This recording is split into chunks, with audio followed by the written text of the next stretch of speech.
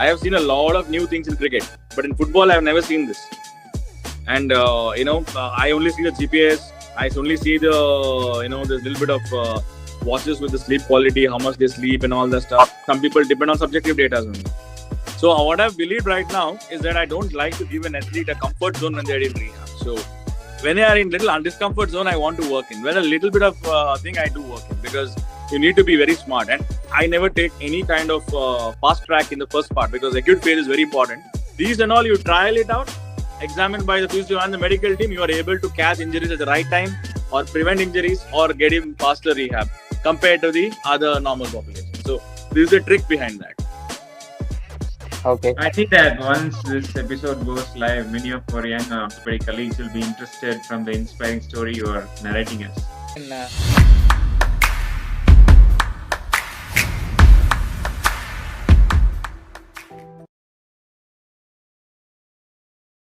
Speaking of winning the trust of players, I think most coachmen will agree that coach is their god. So whatever the coach tells, they follow. Exactly. So how do you get into this environment of player, coach, management, and win their trust? Yeah. So now what happens, a medical team is usually consisting of a conditioning coach, physiotherapist, the masseurs, and doctors, and the orthopedic surgeons or whatever doctors they are. And also we have a little bit side by side, we have psychologists also and nutritionists. If it is a very good club who is investing well, you have all this. If the clubs are not interested in investing, we need to know an extra edge. That's why I'm saying this doping and all is very important for us. So this is an understanding. So what happened, like if there is an injury in the setup, okay, the first plan of action will be by me. I go, I examine, I diagnose the problem, I ask for the necessary investigations, and also look at the investigation. So we as orthopedic surgeons, we are blessed that we do our radiology ourselves, isn't it? Like we see our cases ourselves. Although we don't know anything about the abdomen or something, but at least on the bones and the ligaments, joints, we are the best. So we at least have. So my condition, I do that. See, this is the condition. I tell my diagnosis, and this is the particular thing. We take the opinion from the radiologist, but unfortunately, radiologists don't have the clinical, acumen, like clinical presentation. They don't have. So we are in a better stage. We know the radiology. We know the clinical. We are in a better state to tell them what we have to be done. So then I tell them this is the problem. This is a grade 2 or grade 3 kind of injury, or there is an ACL injury, or whatever example we can give. After that, the physiotherapist takes over. So he starts with the icing, the compressions, the effleurage, then gradually starts giving gym program, the strengthening, dynamic stretches, and all the stuff. Then whenever the player goes into the gym, they have tight muscles, the masseurs take over, do the swimming pool, pool exercises for them, hot, cold, contrast, jacuzzis, all that. Once the first phase 1 and phase 2 of the rehab is done, then it goes into the conditioning coach, where he looks for the fitness, whether this player, if he's playing football, can survive 90 minutes or 45 minutes or 60 minutes, then goes into the endurance phase. You should always know that there are fast fibers and slow fibers in our body, in the muscle. So if you're an athlete who are playing like a sports contact sports like football, cricket, you need to strengthen the slow fibers because you need endurance. If your player is an athlete like a sprinter or a wrestler or a boxer, we need to have a bouts of energy in a very short period of time. We don't want fast fibers. So that all will be depending on the conditioning coach, like what you need, which game you play. Accordingly, we do the last part of the trainers. So we also call them trainers. Now, once that is cleared, he comes into the setup. He picks a part of the training sessions, maybe a 4 to 5 training sessions. In football, is to do a 4-5 training session properly, then he'll be into the team. So the question comes here is like, now there's a normal routine. Now you have a semi-final tomorrow of the World Cup, and you are just putting the player in. Can you go for it? And that's where the pressure comes for the orthopedic surgeons or any other surgeons. What more can you do? Okay, then you have to speed it up a little bit. It's very important that is purely experience. Sometimes you should be speeding up, yes, but you should be safe. You can't make the player worse and not even get for finals. Okay, forget about the semi-final. You can't even get him for finals. He's gone for the season. So you can't do that. And that comes with experience, little bit of pressure, little bit of stress. Yes, that will be definitely there. But that is where you have to draw a very thin line, that you have to do a faster rehab then, but you should be a safe rehab. You cannot play with the health of the player because neither the club, nor the coach, nor anyone likes it. Then they lose their trust with you. So that is where the pressure comes in. So what I've believed right now is that I don't like to give an athlete a comfort zone when they're in rehab. So when they are in little undiscomfort zone, I want to work in. When a little bit of thing, I do work in, because you need to be very smart. And I never take any kind of fast track in the first part, because acute phase is very important to win over.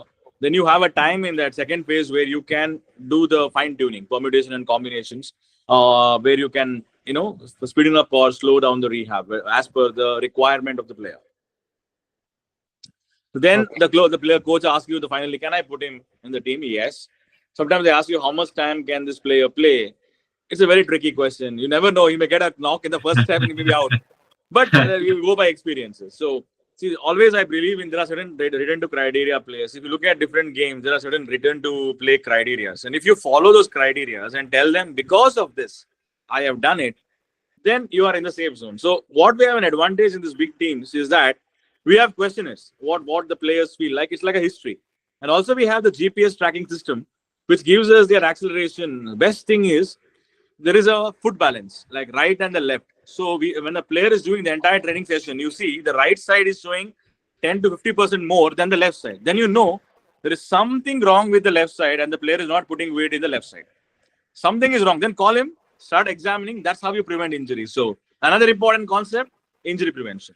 So this Injury. GPS will give you a subjective data. The history and the daily questionnaires gives you an subjective data, and you get an objective data from the GPS. These and all, you trial it out, examined by the physio and the medical team, you are able to catch injuries at the right time or prevent injuries or get him faster rehab compared to the other normal population. So this is a trick behind that. So you should have enough knowledge about injury prevention as well. Yeah, that you will automatically get. As orthopedic surgeons, we are well within the limits. It's just getting the right information. So if your club you're working for has all these facilities, you will still become a best doctor. That's the surprise. Not that you become a doctor. When you have the facilities, it's easy for you to become one of the good doctors. So When you don't facilities. have the facilities, it is very difficult. That's only one thing we should understand. So, there are a lot of factors compared to the Indian doctors and the European systems. Now, if you go by football, they are much advanced than us because they have much more equipments than us. Not that we are bad, but they have more data to work on. In cricket, probably we are better than them actually because we have much more data on that because the game is more loved in the country and people invest a lot in them. People have enough time to spend time on them. So that's how it is. If a particular sport is famous and that particular fame it's famous in a country, the even the medicos, all the players, all the coaching staff, they also become big. Like in cricket, you see Indian players will be all over the world. You see footballers, you will see the European footballers all over the world. So this is how it is. So that's exactly also depends on the infrastructure. Is one of the important role also, which plays an important role in the career of the sports doctors. So infrastructure matters. Definitely, We definitely, should, we should be updated with the technology that's available. absolutely. So, guys, speaking about technology, how much is the impact of big data and AI on sports medicine in India? See, we have not actually gone much into the artificial intelligence aspect of it, but I think for the moment, even when I've been in IPL and the ISL, I just told you the best information is a tracking system, the GPS system, Okay. because that gives you a hell lot of things. And there are certain, also the pedograms to understand how your gait patterns are. And there is also the individual muscle testing groups, the isokinetic test, all these tests. So there are a lot of tests where most of the hospitals do it, like Okila, and many hospitals, like, most of the top hospitals in India do that. Top rehab and sports centers do have that. And I know these are the things you are more than enough to get you on a clinical basis. Very frank, I have not much ventured into the artificial intelligence wherever I've worked in, but maybe in future that will be the more important thing, like how we have it in our surgeries. But in the long run, for how to run it in a sports club, I've still not seen it. I have seen a lot of new things in cricket, but in football, I've never seen this.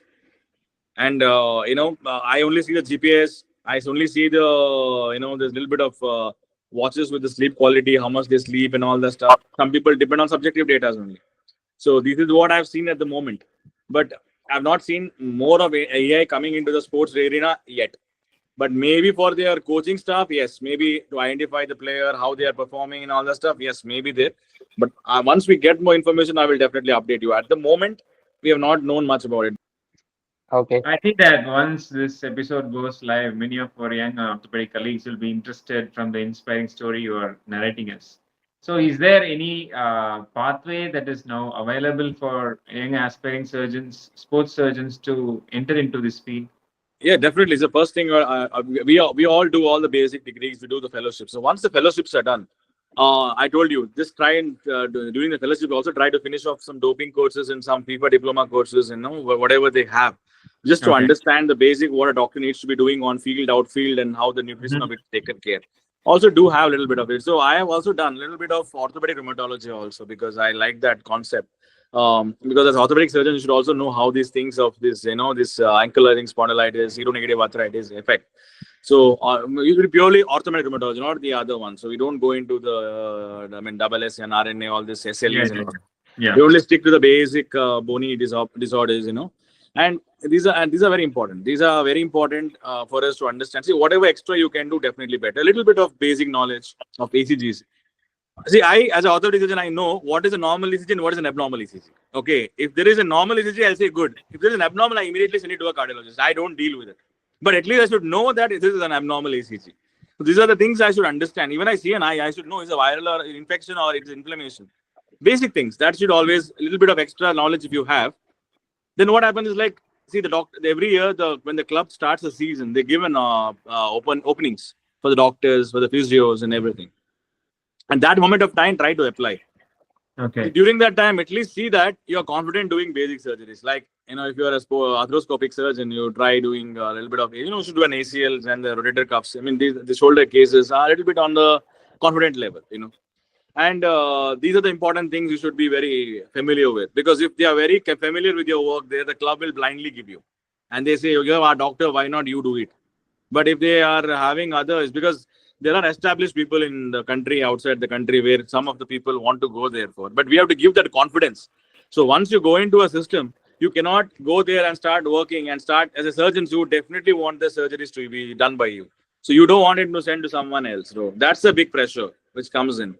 That's why you should be having a little bit of experiences on hands-on, little bit of knowledge, little bit of extra knowledge, little bit of nutritional, little bit of doping knowledge. And I with this and the good rapport with the physiotherapist, understanding the stuff. Trust me, I've learned a lot with physios, a lot.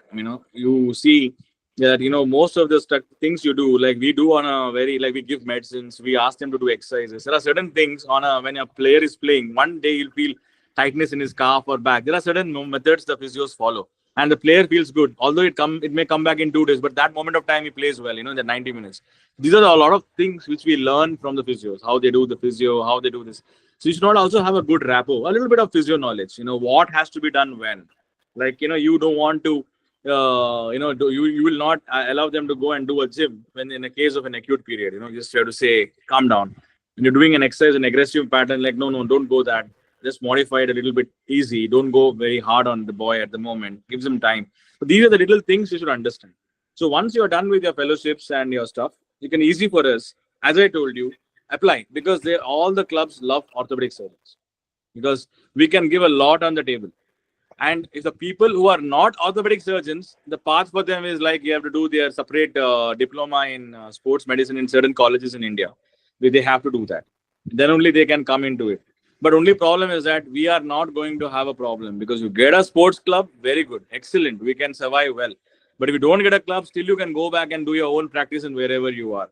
So definitely there is no harm in doing it, but always giving a try will definitely is not so difficult. Yes, it is getting a bit saturated now, but also we have a lot of leagues coming up. Now you see, when I was there, it was an ISL league, football league and a cricket league, what was going on. Now you have kabaddi, you have kho, you have tennis, you have badminton, you have wrestling. Everywhere there is a chance. So I think India is becoming a sporting industry now with more and more teams and more games. We recently have the hockey league back. So this is definitely going to be an add-on for the future. And also you see the Olympic athletes, they have their own their own sports centers for them. They also need doctors. Every single specialty needs doctor, like boxing. There are a lot of opportunities there. And meanwhile, you can also do your practice, because wherever you are, you can still go to the hospital there and do your practice. You can do your surgeries. You can do your consult, because when you're in a team, you did not work from morning till evening in a setup. You can have a time for your trainings. The other time when you're free, you can do your own work. So definitely there is a win-win situation. So I would ask more people to actually explore these areas and come out of the comfort zone and start doing well. So we should knock the right doors. So that's what you're saying. Absolutely. Only one thing is patience. Very important. Hard work we always do. Otherwise, you won't reach here. Little bit of patience is required. With that, you may get some luck. Because there are a lot of competitions now. To be very frank, I had around 155 applicants when I applied for an IPL team. So there will be a little bit of competitions like that. Many people would love to, because when they know one thing is doing well in a country, the demand also is more. So we have to accept that. We have to accept that, and we have to be more patient with it. That's all I can say. But see, to get an opportunity, you need some luck. But once you get an opportunity, it is your capacity to stay there and see that you're not displaced by someone else. That is your capacity. So I do agree. There's a little bit of challenge to get in. I don't deny that. Maybe I was a bit lucky because not many people were there during that time to give a competition to me. But I'm happy that I've maintained my place in my existing scenarios. So that I'm very happy about. So we should develop the right skill set, apply to the clubs that are coming Absolutely. Consistency is very, very important. up. You've been stating, the advantages on the technical side of being a sports surgeon. Now we want you to de-glamorize the whole field. We want you to tell the dark side. Like, how do you, maintain a family life when you travel for the Yeah. club? So luckily, I think I've married she was an intern when I was doing a PG, so she knows me well. So it was love marriage which happened with me. So she knew what I was up to. She knew that I was an orthopedic surgeon when she met me only. And yes, I think the sacrifices by her are very huge. The first few years she was with me wherever I used to go, but now she's a pathologist, so she likes to work in Mangalore. So although I do a little bit of my family life, because that is a little sacrifice I have to do when looking at it, but as she has been a very good supporting pillar for me. So when wherever I am, that's why what I have done is to now, before I was operating in different places, now I have made all my surgeries in one place in Mangalore, where my family is, where my parents are, where my wife is, everyone.